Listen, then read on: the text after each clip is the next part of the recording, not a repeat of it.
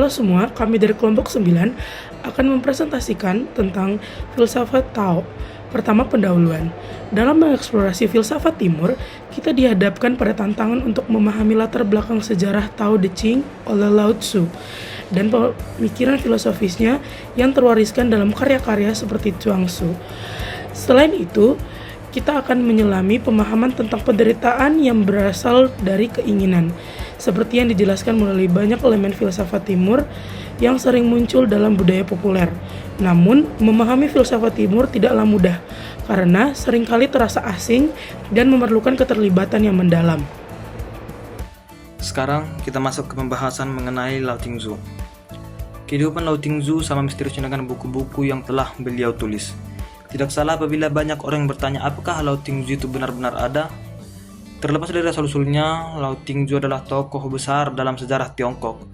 Risalah filosofinya Dao Qing yang dianggap sebagai karya suci oleh para pengikutnya menempati posisi tertinggi di antara karya filsafat yang tak lekang oleh waktu. Dalam banyak cerita, Lao Tingzu disamakan dengan Sakyamuni yang diyakini sebagai Buddha. Beliau juga adalah guru dari Kung Chiu atau Confucius yang kemudian banyak bertentangan dengannya. Voltaire mengutuk ketidaktahuan dan takayul dalam mengamalkan ajaran Tao. Penulis lain juga sangat terkesan padanya. Beberapa dari mereka menemukan bahwa Tao yang sering dibicarakan oleh Lao Tzu disamakan dengan dewa yang mirip dengan logos yang dijelaskan oleh Plato dan kaum Neoplatonis. Beberapa penulis bahkan mengklaim bahwa Lao Tzu adalah orang yang hidup secara spiritual, abadi, dan muncul sebagai manusia di bumi dengan nama yang berbeda dan pada waktu yang berbeda. Zhuangzi pada akhir abad kurang lebih keempat sebelum Masehi adalah teks pertama yang menggunakan Lao Tzu sebagai nama pribadi dan untuk mengidentifikasi Lao Tzu dan Lao Don. Materi paling awal yang menyebutkan Lao Tzu ada di bab batin Zhuangzi. Selanjutnya, kita akan menuju ke pengenalan dan sejarah Tao Te Ching dan Chuang Tzu. Seperti Konfusianisme, Taoisme muncul saat negara-negara sedang berperang dalam sejarah Tiongkok. Ajaran ini merekomendasikan untuk mengakhiri kekacauan sosial dengan meniru alam dan kembali ke tradisi primitif Tiongkok sebelum munculnya raja-raja dan sistem feodal. Taoisme mengembangkan dua penekanan yang sangat berbeda, yaitu Taoisme filosofis atau Tao Chia dan juga Taoisme religius atau Tao Chiao. Dalam Taoisme filosofis, Tao Chia dikaitkan dengan dua teks, yaitu Tao Te Ching sekitar 300 sebelum Masehi dan Chuang Tzu sekitar 250 sebelum Masehi. Namun, aliran Taoisme filosofis yang berbeda tidak diakui secara resmi sampai sekitar tahun 200 sebelum Masehi selama dinasti Han di Tiongkok, yaitu di masa penjajahan sekitar 206 sebelum Masehi sampai 220 Masehi. Pada saat itu nama Taoisme diciptakan oleh para cendekiawan untuk merujuk pada doktrin-doktrin yang serupa yang terkandung dalam Tao Te Ching dan Chuang Tzu. Tao Te Ching memiliki makna tersendiri di setiap katanya. Tao yang memiliki arti jalan dan Te yang artinya kekuatan. Kata Ching diartikan sebagai sebuah buku klasik. Jadi Tao Te Ching ini dibagi menjadi dua bagian. Bagian Tao memiliki 37 bab dan bagian kedua Te memiliki 44 bab. Buku ini memiliki 4 konsep Taois, yaitu Tao atau jalan, yang kedua kembali, yang ketiga non-aksi, dan yang keempat non-akal. Mengartikan Tao Te Ching merupakan tantangan yang rumit. Hal ini dikarenakan bahasa Cina yang sederhana, namun dengan konsep hiasan yang sedikit. Permasalahan kedua adalah Tao Te Ching mendeskripsikan sebuah kualitas universal yang mistis, yang menyebabkan sulitnya mendapatkan deskripsi yang tepat. Berdasarkan pesan yang terkandung di buku tersebut, jika kita menyebutkan atau bahkan mendeskripsikan arti Tao, maka kita telah melewatkan arti dari Tao yang sesungguhnya. Tao tidak bisa dideskripsikan oleh apapun. Oleh sebab itu, Tao hanya bisa dipelajari oleh diri sendiri sesuai dengan pendapat pembaca dari Tao Te Ching tersebut. Pada pertengahan abad setelah penyatuan Tiongkok, Tao Te Ching ditetapkan sebagai buku sumber kebijaksanaan praktis favorit di istana kekaisaran.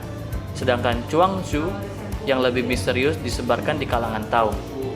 sebagaimana dibuktikan dengan munculnya banyak kiasan terhadapnya di kemudian hari.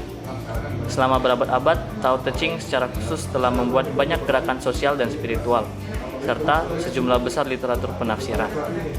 Berbagai tradisi tentang teks ini berkembang di kalangan Tao, Buddha, Konghucu, dan aliran-aliran pemikiran bela diri.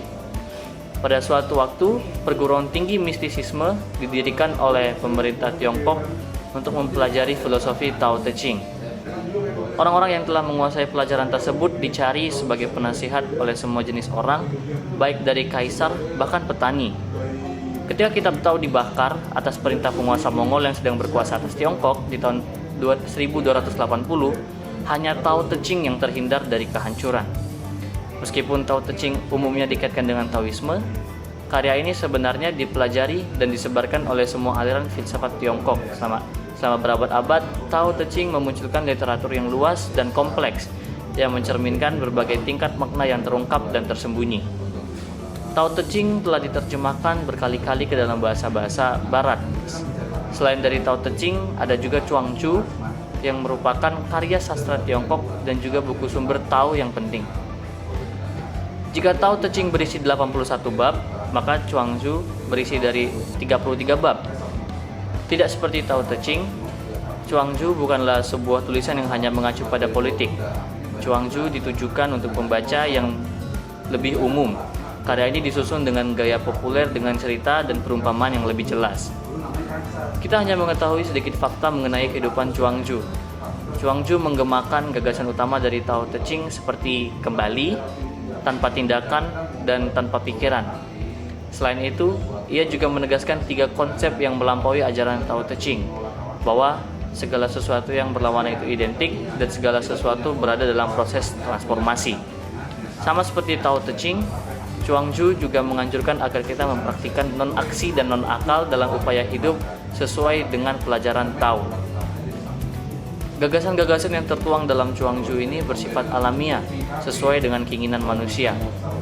Jika dilihat dari bab pertama dari Chuangzu yang berjudul The Happy Excursion, isinya sederhana, seperti sedang membaca cerita-cerita lucu, namun mempunyai makna yang mudah dimengerti. Sederhananya, Chuangzu mengajarkan untuk bersikap lebih sederhana dalam memaknai hidup. Manusia memang akan bertransformasi, namun ketika dihadapkan dengan hal yang absolut, kita tidak dapat memaksakan kehendak yang sudah ditetapkan, karena sudah kodratnya mereka bertransformasi demikian. Itulah yang membedakan isi dari Tao Te Ching dan juga Chuangzu. Kita masuk pada poin yang ketiga, yaitu filosofis Tao Te Ching. Buku Tao Te Ching disusun berdasarkan 4 konsep utama Tao, yaitu yang pertama Tao, yang kedua kembali, ketiga tanpa tindakan, dan yang keempat adalah tanpa pikiran. Kita masuk pada poin yang pertama, yaitu Tao. Tao merupakan konsep dari Taoisme. Walaupun Tao mengacu pada prinsip keteraturan yang mendasar, secara harfiah, Tao berarti jalan atau jalur. Dalam mengartikan Tao dan Te, kita tidak dapat memisahkan keduanya, karena Tao berarti kekuatan yang menghasilkan di alam, dan Te adalah bagaimana hal itu terungkap. Te di dalam diri manusia melibatkan kekuatan dan kebajikan yang diperoleh dari Tao. Tao adalah sesuatu yang tidak bisa dideskripsikan. Apabila kita mencoba untuk mendeskripsikan, maka kita telah melewatkan inti medistorasi makna Tao, dan Tao seolah-olah hanyalah sebuah objek persepsi fisik. Tao Te Ching mengajarkan pendekatan non-intelektual bahkan anti-intelektual. Dalam filsafat ini, Tao dipercaya bahwa Tao akan menunjukkan dirinya dan kita akan mengenali keberadaannya apabila kita sebagai manusia tidak memiliki keinginan untuk mengkeruhkan air. Tao memiliki sifat yang misterius, sehingga untuk memahaminya kita perlu menyelidiki segala sesuatu yang berada di masa lampau. Tao disebut misterius karena Tao dianggap sebagai pencipta segala sesuatu, tetapi ia tidak memelihara, mengklaim, mengembangkan, serta mengendalikan apa yang telah ia ciptakan. Dari hal ini, Tao dianggap juga sebagai ibu segala sesuatu, karena metafora yang ada pada saat itu adalah seorang ibu komsik melahirkan segala sesuatu dan menghasilkannya dari dirinya sendiri. Namun, metafora ibu dan Tao ini sedikit berbeda, karena Tao tidak memelihara atau merawat segala sesuatu yang ia ciptakan atau yang dia hasilkan, tetapi seperti yang kita ketahui bersama bahwa seorang ibu pastilah akan merawat apa yang dihasilkan oleh dirinya sendiri. Tao Te Ching memberikan dampak Tao pada masyarakat serta kehidupan pribadi, yaitu para penganut filsafat ini percaya bahwa jika para penguasa suatu negara mengikuti Tao, maka negara tersebut akan tertata dengan baik. Bagi mereka, di alam semesta terdapat 4 hal yang agung, yaitu Tao, bumi, surga, dan raja yang bijaksana. Di antara keempat hal ini, Tao dan hukumnya lah yang berada di tempat paling tinggi dan memiliki keberadaan atau tempat tersendiri. Kita masuk pada poin yang kedua, yaitu kembali. Buku Tao Te Ching secara sengaja hanya membahas secara singkat tentang kembali. Kita dibiarkan untuk berspekulasi tentang maknanya. Dalam gagasan Taoisme, pengembalian adalah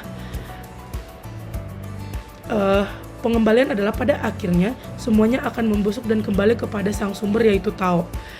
Mereka akan kembali ke keadaan semula dan mereka akan kembali ke akarnya. Hal ini yang disebut dengan keadaan hening. Segala hal di bumi akan kembali kepada Tao. Sebagai manusia, kita seringkali memuji pencapaian manusia yang tampaknya abadi, seperti karya seni seseorang, tradisi moral, dan lain-lain. Tetapi apabila kita melihat alam, maka kita akan menyadari kalau tidak ada yang permanen dan semuanya akan kembali. Berikutnya adalah tidak bertindak. Dalam ajaran Taoisme, semua tindakan haruslah mengalir spontanitas sederhana yang tidak dibuat-buat. Karena menurut ajaran Taoisme, tindakan yang dibuat-buat bertentangan dengan keadaan yang alamiah dan bisa menimbulkan agresi serta persaingan. Jadi, kita haruslah menghindari tindakan agresif dan tidak alami. Taoisme mengajarkan kita untuk lebih menonjolkan yin modern dah dari alam. Hampir seluruh diskusi non-aksi dalam Tao Te Ching bertujuan untuk menunjukkan cara yang paling berhasil untuk mempertahankan diri. Untuk mengatasi suatu rintangan yang tidak memiliki celah untuk mengalahkannya menggunakan aksi, maka kita haruslah mengincar di mana kerentanan musuh kita. Biasanya orang-orang penganut filsafat Taoisme ini akan melakukan pendekatan yang lembut dan mencari tahu apa kelemahan dari musuh mereka ini. Menurut ajaran Taoisme, alam tidak membutuhkan bantuan dari penguasa. Dan ketika masyarakat mengikuti Tao, maka secara alami, alam akan menemukan cara yang damai untuk berkembang. Dan poin yang keempat atau yang terakhir, yaitu hal ini tanpa pikiran. Hal ini sejalan dengan gagasan yang tadi, yaitu tidak bertindak. Konsep tanpa pikiran adalah sebuah penghapusan pengetahuan yang diperlukan untuk intuisi spontan yang sejati. Pada kenyataannya, pengetahuan yang terakumulasi akan menghilangkan kreativitas dan dapat membuat pengetahuan ini tidak fleksibel. Tao mengalir pada diri orang masing-masing, sehingga segala sesuatu yang ingin kita ketahui sebenarnya sudah ada dalam diri kita. Para Taoisme merasa kalau kita harus menghindari pengetahuan dengan cara konvensional dan membebaskan diri dari pengetahuan yang tidak praktis. Menurut gagasan Taoisme, beberapa jenis pengetahuan hanya akan merusak keharmonisan sosial, dan hal inilah yang membuat mereka merasa perlu melepaskan beberapa pengetahuan. Baik, selanjutnya saya akan menjelaskan bagian penderitaan berasal dari keinginan. Nah, penderitaan ini berasal dari keinginan merupakan konsep sentral dalam ajaran Buddha, seperti yang diuraikan dalam Pengetahuan Mulia atau yang biasa disebut sebagai Four Noble Truths. Pertama-tama, kita harus memahami bahwa hidup itu sendiri adalah penderitaan. Perihal ini tidak berarti bahwa setiap momen dalam hidup kita penuh dengan penderitaan. Akan tetapi bahwa penderitaan menjadi bagian alami dari kehidupan manusia. Mulai dari kelahiran yang menyakitkan, hingga penyakit, penuaan, kematian, serta pengalaman menyakitkan lainnya seperti rasa kehilangan, ketakutan akan kematian, dan juga kegagalan. Buddha mengajarkan bahwa akar dari penderitaan ini adalah keinginan atau tanha. Keinginan ini tidak hanya mencakup hasrat sensual atau keinginan akan kesuksesan materi, tetapi juga keinginan akan kelangsungan hidup atau keinginan akan kehidupan di masa yang akan datang. Ini adalah dorongan yang tak terpuaskan yang mendorong kita untuk mencari kebahagiaan di luar diri kita sendiri dalam hal materi atau pencapaian pribadi. Menurut ajaran Buddha, dorongan ini muncul dari 5 komponen dasar dari natur manusia. Yang pertama ada materi, kedua sensasi, ketiga persepsi, keempat predisposisi, dan yang kelima adalah kesadaran. Nah, setiap komponen ini mengarah kepada keinginan untuk memperoleh sesuatu di luar diri kita sendiri, yang pada gilirannya menyebabkan penderitaan ketika keinginan tersebut tidak terpenuhi. Sebagai ilustrasi, bayangkan seseorang yang terlibat dalam kecelakaan mobil. Sebelum kecelakaan terjadi, ada serangkaian keinginan yang memicu peristiwa tersebut. Keinginan untuk memiliki mobil, keinginan untuk pergi berbelanja, dan seterusnya. Bahkan, setelah kecelakaan, keinginan untuk pulih dengan cepat atau melakukan aktivitas tertentu tetap menyebabkan penderitaan. Penderitaan ini tidak hanya bersifat fisik, tetapi juga bersifat mental dan emosional. Ketika kita terus-menerus berusaha memuaskan keinginan kita mengalami ketegangan, kecemasan, dan juga kekecewaan. Bahkan ketika keinginan itu terpenuhi, itu hanya akan bersifat sementara. Dan kita segera mencari keinginan berikutnya. Dengan demikian, kita terjebak dalam lingkaran setan dari penderitaan yang tidak pernah berakhir. Jadi, inti dari ajaran Buddha adalah bahwa kita harus memahami bahwa penderitaan berasal dari keinginan yang tak terpuaskan. Untuk mengakhiri penderitaan, kita harus belajar untuk melepaskan diri dari keinginan-keinginan ini dan menemukan kedamaian dalam diri kita sendiri. Dalam praktiknya, hal ini melibatkan pengembangan kesadaran diri, kebijaksanaan, dan juga empati terhadap diri sendiri dan juga orang lain. Nah, yang pertama yaitu penderitaan atau duka. Duka ini berasal dari keinginan yang tidak terpuaskan. Han menjelaskan bahwa kesadaran ini adalah kunci untuk melihat dengan jelas bahwa penderitaan tidak terpisahkan dari kehidupan, dan bahwa keinginan tak terpuaskan adalah salah satu akar dari penderitaan tersebut. Kesadaran diri membantu kita untuk mengenali dan memahami keinginan kita, sehingga kita dapat belajar untuk melepaskan ikatan kita terhadap mereka. Yang kedua yaitu asal mula dari penderitaan atau yang disebut sebagai samudaya. Ia menyoroti bagaimana keinginan yang tak terpuaskan memicu siklus penderitaan. Di sini, kebijaksanaan diperlukan untuk melihat bahwa kebahagiaan yang sejati tidak dapat dicapai melalui memenuhi keinginan semata saja. Kebijaksanaan membawa kita untuk memahami sifat impermanen dari semua fenomena dan untuk melepaskan keterikatan terhadap keinginan-keinginan kita. Yang ketiga adalah penghentian penderitaan atau yang disebut sebagai niroda. Praktik empati terhadap diri sendiri dan orang lain akan membantu kita untuk mencapai kedamaian. Empati memungkinkan kita untuk merasakan penderitaan orang lain yang kemudian mendorong kita untuk bertindak dengan belas kasihan dan kasih sayang. Dengan mempraktikkan empati terhadap diri sendiri, kita juga belajar untuk menghargai dan menyayangi diri kita sendiri tanpa egoisme yang berlebihan. Selanjutnya adalah bagian kesimpulan dari makalah ini. Kehidupan Lao Tzu dipenuhi dengan misteri, sebagaimana dengan karya-karyanya yang terkenal. Meskipun kontroversi mengenai keberadaannya, pengaruhnya dalam sejarah Tiongkok sangat besar. Karyanya seperti Dao Jing dianggap suci dan masih relevan hingga saat ini. Lao Tzu sering disamakan dengan tokoh agung lainnya seperti Buddha dan juga Confucius. Banyak penulis terinspirasi oleh ajaran Tao yang dijelaskan oleh Lao Tzu, bahkan mengaitkannya dengan konsep dewa dan logos yang dijelaskan oleh Plato. Zhuangzi adalah salah satu penulis awal yang mengidentifikasi Lao Tzu dengan nama pribadi, menambahkan lapisan misteri pada figur tersebut. Taoisme muncul pada masa perang di sejarah Tiongkok, mirip dengan Konfusianisme. Ajarannya menyarankan solusi kekacauan sosial dengan meneladani alam dan kembali ke tradisi primitif Tiongkok. Taoisme terbagi menjadi Taoisme filosofis atau disebut dengan Tao Chia dan juga Taoisme religius atau Tao Chao. Aliran Taoisme filosofis dikaitkan dengan Tao Te Ching dan juga Chuang Tzu. Nama Taoisme baru diakui selama dinasti Han di Tiongkok. Tao Te Ching memiliki makna khusus dengan Tao yang berarti jalan dan Te yang berarti kekuatan. Ching berarti buku klasik. Tao Te Ching terdiri dari 2 bagian, yaitu Tao dan Te. Sekian penjelasan dari makalah kelompok kami. Terima kasih.